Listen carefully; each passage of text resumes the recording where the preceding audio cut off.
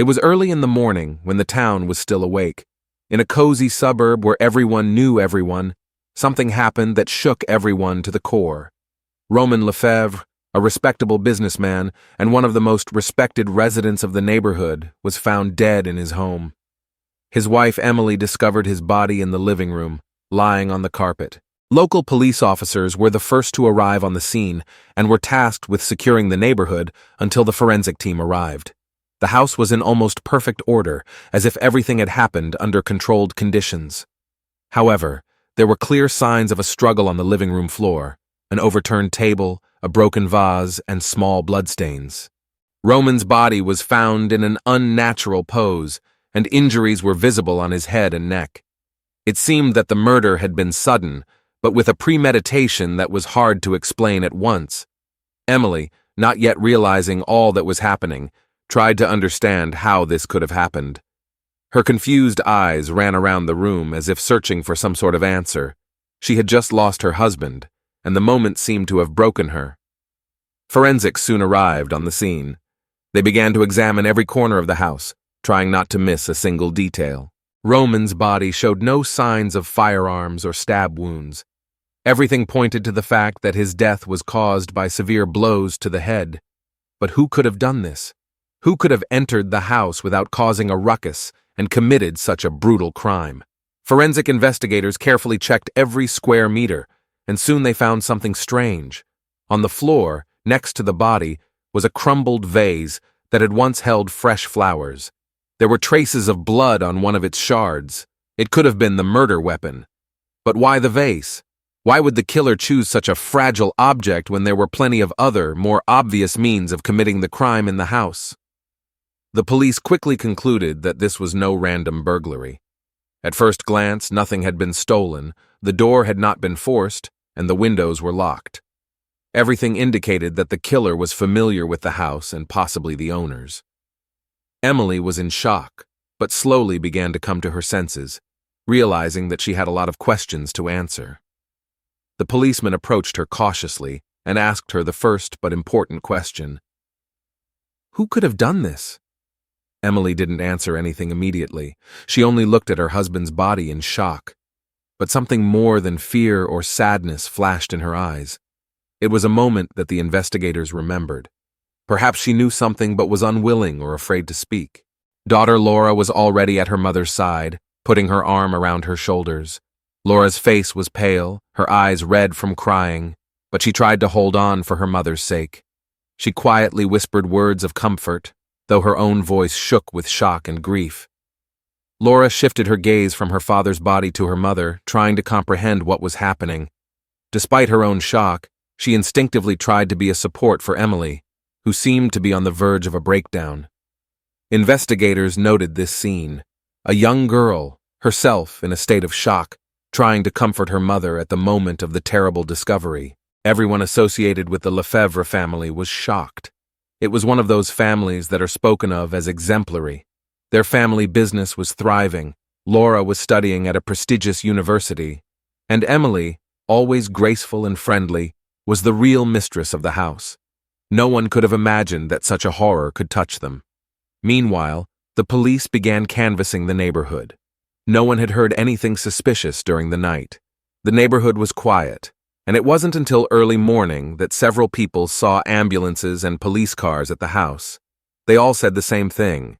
This was a place where even minor accidents rarely happened, let alone violent crimes. No one believed that such a thing could have happened here in their peaceful corner. The first suspicions fell on someone in the family's entourage. The windows and doors were not broken, which meant one thing: the killer was familiar with the house and most likely with its inhabitants. Police have been looking at many leads, from personal conflicts to business disagreements. But so far, there were no clear leads. A little later, forensic experts arrived at the house. They began working with the vase shards, examining them under a microscope. Every step had been thought out to the smallest detail, but the crime seemed to have been planned so as not to leave any obvious traces. The security cameras didn't pick up any intruders. It looked like the perpetrator acted in cold blood and with intelligence. Emily Lefebvre, despite the sudden shock, tried to hold herself together. Her light brown hair was carelessly pinned back, and her eyes, usually sparkling with confidence and calm, were empty and reddened with tears. Life seemed to have changed in an instant, but something in her demeanor had already raised questions with the police from the first hours. At first it was confusion, then a kind of inner tension, as if she was expecting something else. No one knew what lay behind that facade of caring wife and mother. Roman and Emily had been married for over 15 years. In the eyes of others, they always seemed to be the model of a prosperous couple. He was a successful real estate businessman, and she was a cardiologist at a local clinic. Emily was known for her professionalism and patient care, her reputation impeccable. Patients and co-workers respected her for her dedication to her work and empathetic attitude. It all added up to a perfect picture of their marriage. However, perfect pictures often hide many cracks that are invisible from the outside. Their daughter, Laura, the only child in the family, had returned home just weeks before the murder. The girl was studying at a prestigious university, and returning home at this time was due to her vacation. Laura was an intelligent and attractive young woman who was proud of her parents and the fact that her family had always seemed strong and unshakable. Recently, however, she had begun to feel that something had changed in the house. Emily, always the caring and attentive mother, had become distant. She was less and less present at dinners, excusing herself from her long stretches of clinic duty. Laura noticed that her mother was becoming more and more absorbed in her own thoughts, often leaving the house in the evenings. This could be explained by work, for Emily, as a doctor, could indeed stay late at work or be called away for emergencies. But Laura felt it was about something else. This unsettling feeling would not go away. The relationship between Emily and Roman was slowly beginning to change as well. They had once been a solid couple who, despite their busy lives, always made time for each other. However, in recent months, something in their communication has changed. Roman became more withdrawn, spent a lot of time in his office or at business meetings. The couple began to see each other less and less often, and Laura often observed the silence between them at family dinners when they did get together. Sebastian's appearance in Laura's life added a new layer to this family drama. Sebastian was a young man she had met at university. He was attractive, intelligent, and ambitious, which immediately attracted Laura. When she decided to invite him to the Lefebvre house to introduce him to her parents, it seemed like a good idea. However, something went wrong right from the start.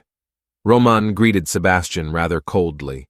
Perhaps it was due to his protective attitude towards his daughter, or maybe some other internal anxiety. Emily, on the other hand, seemed more interested in Sebastian than she should have been. Laura hadn't paid much attention to this, writing it off as a natural mother's desire to get to know the young man with whom her daughter had begun a serious relationship. But as time went on, the tension in the house began to grow. Sebastian began to appear in the house more and more often. He seemed friendly and outgoing, but Laura couldn't shake the feeling that his visits weren't just for her sake.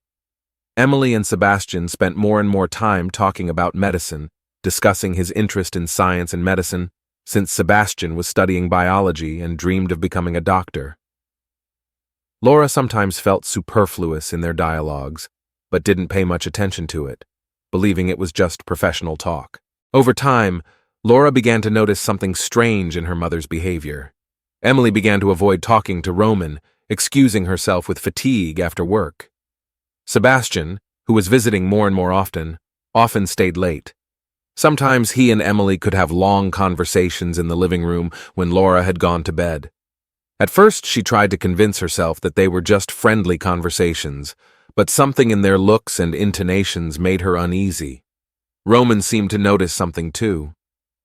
Laura could feel the atmosphere in the house becoming increasingly tense.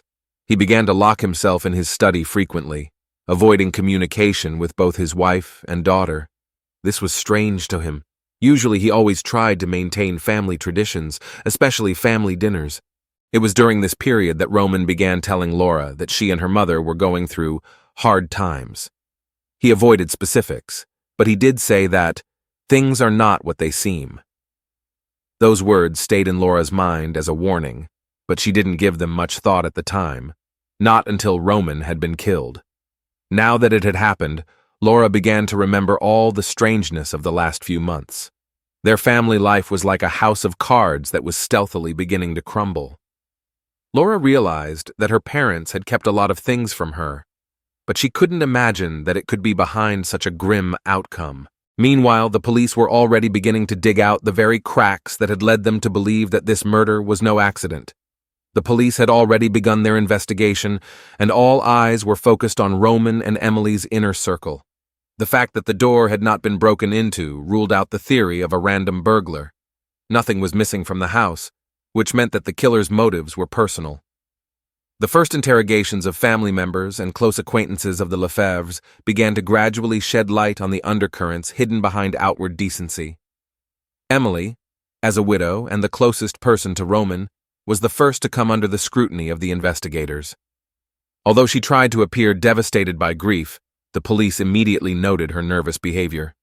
The woman was distracted, her gaze darting around the room, and she seemed to avoid direct contact. Emily tried to keep her cool, but something about her behavior was unnatural. One of the investigators noted that it wasn't the pain of loss that sometimes slipped into her voice, but rather confusion or even fear. The questions became more and more specific, and Emily felt the pressure. The police officers were cautiously inquiring about her relationship with her husband lately. "What was your relationship with Roman before his death? Did you have any conflicts?" Emily quietly replied that in a marriage, like everyone, there were ups and downs, but nothing serious. It was a standard answer, but it raised doubts in the investigators' minds. Emily's tone and demeanor suggested that there might be more behind the facade of a perfect family. Of particular interest to the investigators was the behavior of Sebastian, Laura's young man, who had been appearing at the Lefebvre house more and more frequently in recent months. After the murder, he had disappeared for several days, claiming he was busy studying. This seemed strange for a man who was supposed to be close to his girlfriend's family. Laura, who had not paid much attention to it at first, began to think that his absence at this critical moment might have been deliberate. The police also noticed this and decided to question Sebastian as one of the first witnesses. When Sebastian did show up at the house, he was met with wary looks. He seemed calm, but there was something off about his demeanor. He avoided being overly interested in the investigation, showed little excitement. Sebastian claimed to have been in his dormitory on the night of the murder, but his alibi had not yet been confirmed. This alarmed the investigators, especially since his recent frequent visits to the Lefebvre house could mean he knew more than he was trying to show. Laura, observing Sebastian's behavior, also began to notice things she hadn't seen before. Before, she'd thought his oddities were something minor, writing them off as fatigue or personal matters. But now, after her father's death, his every gesture, every phrase, seemed filled with hidden meaning. Sebastian increasingly avoided talking to her, and she felt the distance between them begin to grow. Emily, on the other hand, seemed overly attentive to him. It bothered Laura, but she couldn't say exactly why. Meanwhile, investigators gradually began to uncover details about Roman's personal life that might shed light on the motives behind his murder. It turned out that Roman had been tense and suspicious in recent months. He often went to his country house, where he spent time alone, although he told everyone that he was traveling on business. He had several secret meetings, leading investigators to wonder if any of his business associates might have been involved in his death. Checking Roman's phone records, they found several strange messages sent to him shortly before his death. These messages were written from an unknown number, and their content could not be accurately interpreted, but they clearly contained threats. Part 3. This led the police to consider the theory that Roman may have had enemies outside his family, and that his death was related to his professional activities. But this theory was soon put aside. At the same time, the police began questioning neighbors and family friends. At first, none of them could remember anything suspicious, but over time, one of the family's close friends shared an important detail. He had seen Sebastian leaving the Lefebvre house late at night shortly before the murder. This confirmed that Sebastian was in the house on the night of the crime, although he himself claimed otherwise. When investigators approached Emily with questions about Sebastian, her reaction was equally strange. She visibly tensed up and was confused several times in her answers. At first, she claimed she couldn't remember the last time she had seen him, but soon added that he had been at their dinner the day before the murder. This discrepancy seemed suspicious to police, and they began to consider the possibility that Emily may have been hiding something about his presence on the night of the murder. Investigators also noticed that there was no obvious trace of Sebastian in the house. 4. He seemed to have taken all of his belongings, even the smallest ones, which seemed odd. Perhaps this was done in order to conceal his presence that evening. Suspicions were growing, and the atmosphere in the house was becoming more and more tense. Emily continued to avoid talking about Sebastian, and Laura, now suspicious of both her mother and her young man, began to notice more and more inconsistencies. She tried to understand what Emily was hiding, and why Sebastian was behaving so strangely after her father's death. Meanwhile, forensic analysis confirmed that the marks on the broken vase could indeed belong to the person who was in the house at the time of the murder. Police received the first results of the fingerprint analysis, but they were too blurry to make an accurate identification. Nevertheless, investigators continued to work with this theory, assuming that the killer knew the Lefebvre home from the inside. The unsettling feeling that the perpetrator was someone close to the family was growing. Emily tried to hold it together, but her behavior became increasingly erratic. She avoided long conversations with her daughter, shut herself in her room for long hours, and behaved as if she feared something. At the same time, Sebastian appeared less and less often in the house, and his communication with Laura was almost completely cut off. As the investigation continued, the tension in the Lefebvre household grew daily 5. Laura hardly recognized her family anymore. Emily was becoming more and more withdrawn, and Sebastian, who had seemed reliable before, suddenly began to disappear from her life. Each new day brought more questions than answers, and Laura felt like she was trapped in her own thoughts and suspicions. The police continued to methodically investigate Roman's surroundings, checking his business contacts, connections, and finding out if any of his close friends or colleagues could have had a motive for the murder. However, all these lines of investigation had not yet yielded a clear answer. Everything pointed to the fact that the clue must be found within the family. Emily, who at first seemed to be an inconsolable widow, gradually became more and more suspicious to the investigators. At first, her behavior seemed typical of a person experiencing a loss. She rarely left the house, avoided socializing, and was always near her daughter. But soon the police began to notice that Emily was not too willing to talk about the last months of Roman's life. She was clearly holding something back, although her answers to the police's questions were clear and impeccable. Emily seemed to be trying to keep everything under control, even in the most tense situations. Laura was also beginning to notice oddities in her mother's behavior. Emily began to spend a lot of time in Roman's study, locking herself in there for long hours. When Laura once tried to talk to her, her mother only waved her away, saying that she needed to be alone and deal with her late husband's papers. But Laura had a feeling that was just an excuse. Emily's eyes became increasingly anxious, her gestures sharp and nervous. Sebastian, with whom Laura had tried to keep in touch, had become distant. He avoided meetings and conversations, citing studies and business. But Laura knew it was just an excuse. Sebastian used to be attentive, caring, and always made time for her. But now he was almost a stranger. The one time Laura had caught him in the house and tried to talk to him about what had happened, Sebastian had looked visibly annoyed.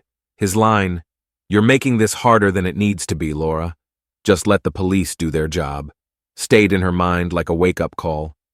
Laura sensed that something was wrong, but couldn't figure out what it was. In the same days, the police decided to revisit Sebastian's alibi. His claim that he had been in the dormitory on the night of the murder had not yet been confirmed. There were no witnesses to prove his whereabouts, and this became a new point of interest for investigators. Laura, upon learning this, felt a growing unease. She found it increasingly difficult to believe in Sebastian's innocence, despite his confident statements. He had been an important part of her life, but now he was one of the main suspects. One night, Laura couldn't sleep. Anxious thoughts flashed through her mind: suspicion, worry, fear. She felt like she was missing something important, some detail that might shed light on her father's death. She decided she couldn't stay away any longer. Deciding that the time had come, Laura entered her father's study. It was a place she had rarely entered before. Everything here reminded her of Roman: his books, his papers, his photographs. Everything looked as it had when he was alive. But now, in light of recent events, the place seemed alien and ominous to her. Laura began to look around the desk and shelves for any clues. Her eyes fell on the desk drawer, which was always locked. Wasting no time, she found the keys, which were always in a vase on the shelf, and opened the drawer. There, among the papers and old records, she found a folder of documents that struck her as odd. They were transaction reports, contracts, invoices, all indicating that Roman was doing some kind of business. Sebastian was still avoiding her, and her mother continued to wallow in herself. She decided that she needed to talk to her mother frankly, even if it was difficult. "Mom, I found something in Dad's office," Laura began when they were alone. "The papers. They're strange, and I showed them to the police." Emily didn't answer right away. Her face tensed, as if she was preparing for something unpleasant. Then she said calmly, "You shouldn't have done that. There are some things that are better left untouched." These words made Laura freeze. She felt a chill run down her spine. Her mother clearly knew more than she was saying, and her reaction only served to heighten her suspicions. But Laura couldn't stay silent any longer. Her father had been murdered, and someone in this story was lying. Perhaps it was her mother who was hiding the truth. As the investigation into Roman Lefebvre's murder progressed, the investigators began to uncover details that gradually added up to a disturbing picture. Their attention was increasingly drawn to the oddities in Emily's behavior and Sebastian's unexpected role in the family's life. The first suspicions arose when the police examined surveillance tapes in the neighborhood. One of the recordings, taken a few days before the murder, showed Emily and Sebastian leaving a downtown cafe together. Their behavior seemed unusually close for the relationship of a future mother-in-law and her daughter's fiancé. This footage became the starting point for a deeper examination of their relationship. Investigators decided to check Emily and Sebastian's phone conversations and messages. Analyzing their communications revealed an unexpectedly high frequency of communication, especially in the evening and night hours. Many messages were deleted, but the specialists managed to recover some of the correspondence. The content of these messages was ambiguous, hinting at a much closer relationship than might have been expected. One of Emily's colleagues at the hospital, when interviewed, recalled seeing Sebastian pick Emily up after her shift on several occasions. This occurred on days when Laura was busy studying and unable to meet her mother. A colleague noted that their meetings seemed very warm and friendly, which seemed odd given the age difference. Further investigation led to an unexpected discovery. In one of the drawers of Roman's desk was found a stack of photos. On them were captured Emily and Sebastian in various situations, in the park, in the restaurant, even leaving the hotel together. Judging by the dates on the back of the photos, these meetings took place in the months before the murder. The discovery of these photographs was a key moment in the investigation, indicating that Roman may have known about the connection between his wife and his daughter's young man. Laura, upon learning of this evidence, was shocked. She remembered several occasions when she'd caught her mother and Sebastian engaged in animated conversation that had been abruptly interrupted when she'd appeared. At the time, she had put it down to their shared interest in medicine, but now the memories took on a completely different meaning. The police decided to re-interview Emily, this time taking the new information into account. During the interrogation, Emily initially denied having any special relationship with Sebastian, but when she was shown the photographs, she turned visibly pale. After a few minutes of silence, she admitted that there were indeed feelings between them. Emily said that it all started a few months ago, when Sebastian started coming to their house more often. At first it was just conversations about medicine and science, but gradually, their interactions became more personal. She claimed that she hadn't planned to develop the relationship, but feelings were stronger than reason. Emily emphasized that Roman knew nothing about their liaison, and she was confident that she had managed to keep everything a secret. However, Emily's testimony contradicted the photographs that had been found. If Roman had taken the photos or received them from someone, he had to have known about the affair. This discovery added a new twist to the investigation, casting doubt on the original theory that Roman had no suspicion of his wife's infidelity. Sebastian, when called in for re-examination, appeared tense and nervous. He tried to deny having a romantic relationship with Emily, but under the pressure of the evidence, he finally broke down. He admitted that their relationship started casually, but quickly grew into something more. Sebastian claimed that he and Emily had planned to tell Laura and Roman everything, but couldn't find the right moment.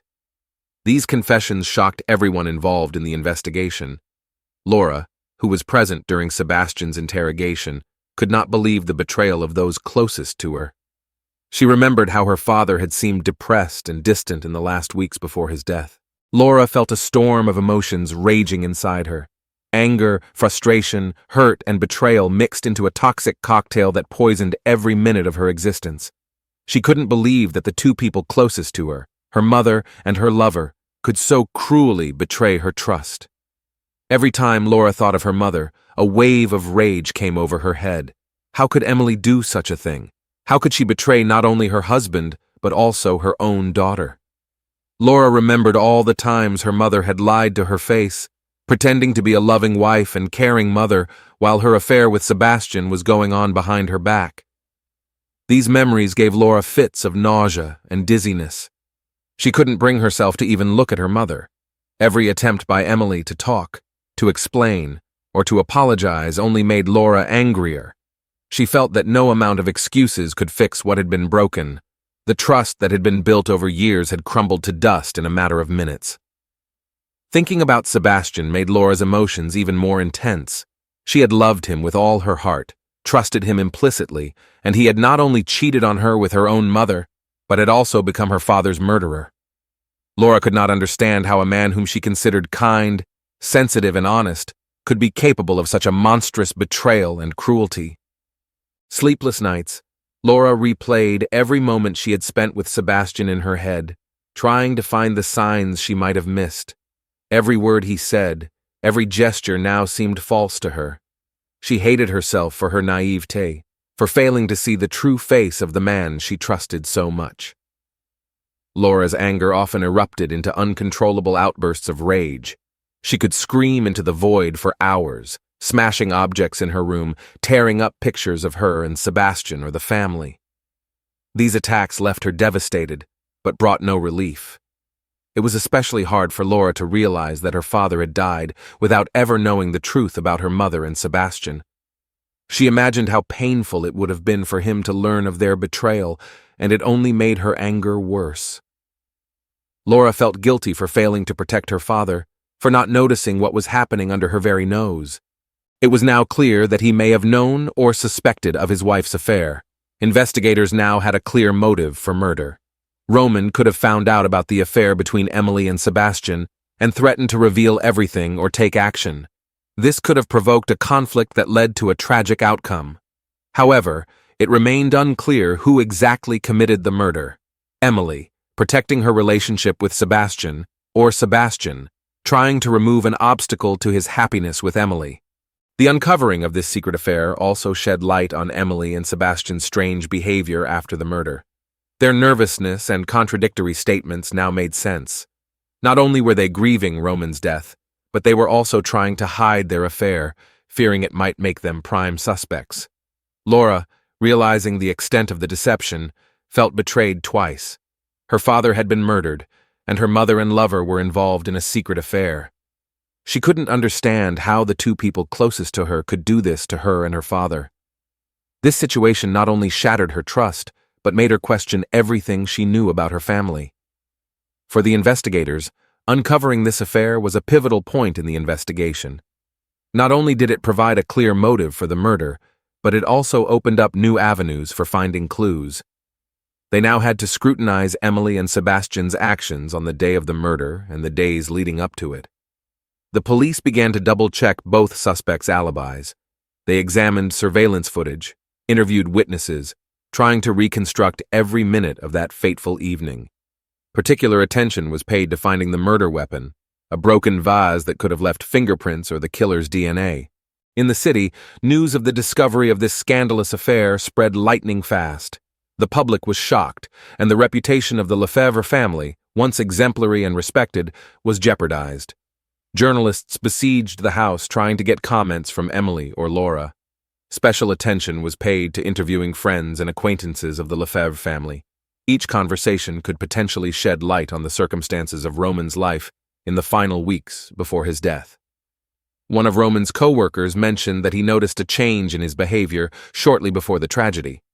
Roman seemed anxious and distracted, which was uncharacteristic of him. This led investigators to take a closer look at his last days.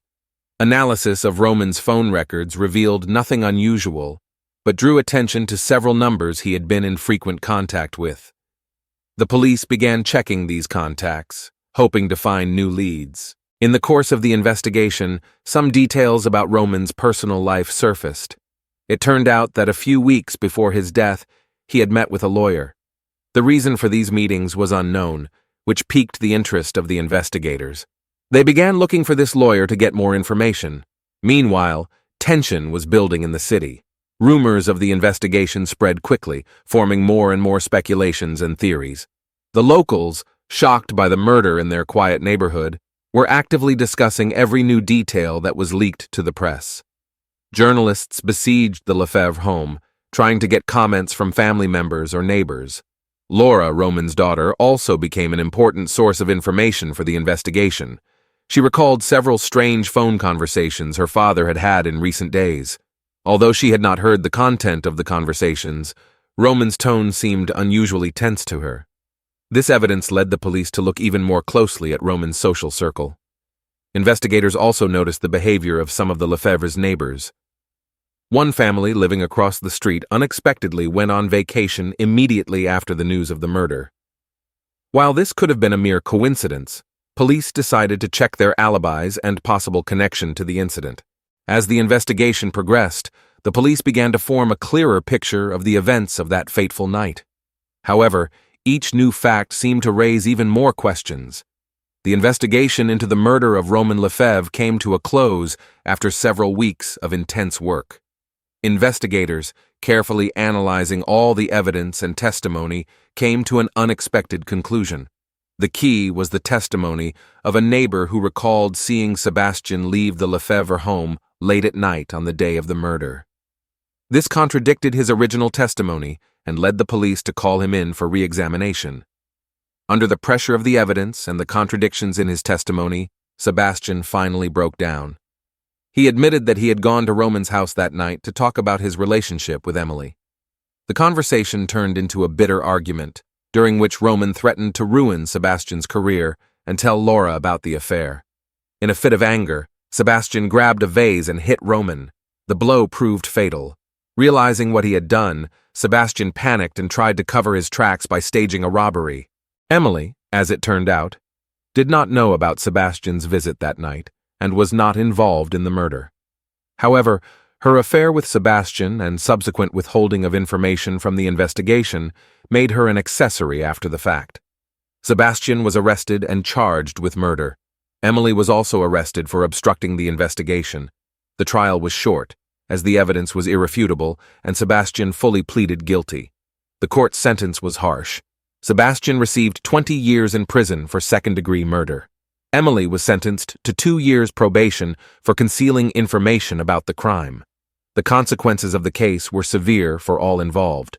Laura, after losing her father and facing the betrayal of her mother and lover, found herself in a difficult emotional situation. She decided to leave town for a while to try to start her life with a clean slate. Emily, although she avoided jail time, lost her job at the hospital and faced condemnation from the community. She had to sell her house and move to another town where she was not known. The people of the town discussed the story for a long time, but gradually, life returned to normal. House Lefebvre was sold, and the new tenants tried not to pay attention to the whispers of neighbors about the tragedy that occurred within these walls. A year after the events, Laura returned to town to visit her father's grave. She still could not fully forgive her mother, but she began to understand the complexity of human relationships and how rash decisions can lead to tragic consequences.